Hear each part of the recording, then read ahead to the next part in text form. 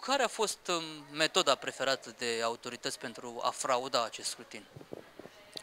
Una dintre metodele preferate care a fost utilizată a fost eliberarea fișelor de însoțire a buletinului de identitate, deci care de fapt este doar o anexă la propriu zis buletinul care arată numele persoanei și cine este, când s-a născut.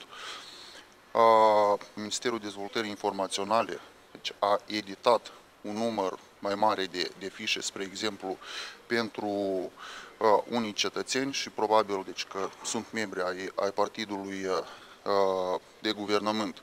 Și în mod automat, ținând cont de faptul că probabil și multe liste au fost liste ale alegătorilor au fost eliberate de către Ministerul Dezvoltării Informaționale, persoanele respective deci, au apărut automat în lista respectivă cu domiciliul în localitatea cutare și era suficient persoana numai să vină la biroul electoral și prezintă buletinul. Este în listă, domiciliul este indicat la biroul respectiv și asta era tot. Deci, și chiar dacă persoana nu se afla în listă, deci el oricum mergea și se înscria într-o listă suplimentară, care erau mai multe de acest fel. Deci și chiar și cei angajați ai birourilor, să spunem, electorale care au lucrat în ziua alegerilor, ei nici nu aveau cum să știe ei, chiar dacă erau mai prudenți fie sau nu, dacă persoana locuiește sau nu acolo, fiindcă aveau un document juridic care indica clar că el este. Și astfel au putut fi editate fișe de însoțire, deci,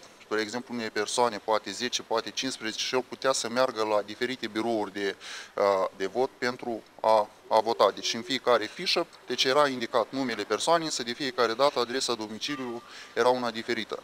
Nu era obligatoriu să ai fișa de însoțire cu buletinul. Puteai să mergi cu fișa de însoțire separat de buletin. Nu. Deci fișa de însoțire deci era cu buletinul împreună, deci asta este procedura. Deci se prezintă buletinul și fișa de însoțire. Unica este că dacă se eliberează diferite fișe de însoțire, atunci în fiecare din ele apare doar domiciliul diferit. Însă numele tău apare același și este identic cu buletinul care ți s-a fost eliberat.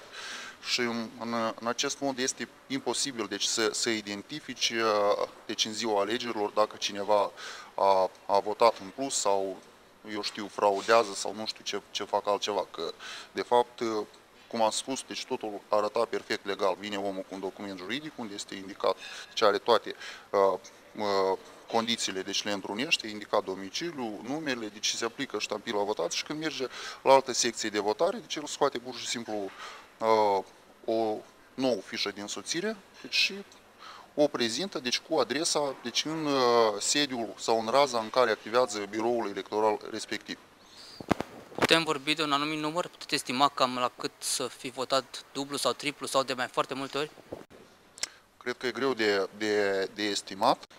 Persoanele care totuși au participat în această fraudă, am în vedere cei care au mers de la un birou electoral la altul și au votat cu mai multe fișe de însoțire, de fapt nu vor divulga faptul respectiv, fiindcă ei sunt conștienți că este o încălcare gravă și este o crimă și în mod normal deci ar putea fi atrași la răspundere penală și este un cerc închis din care nimeni nu vrea să iasă sau să scoată afară. Acum, unica ce rămâne probabil este verificarea minuțioasă a tuturor listelor electorale. Și de fapt, chiar și cei care vor dori să facă acest lucru au nevoie de suficient timp.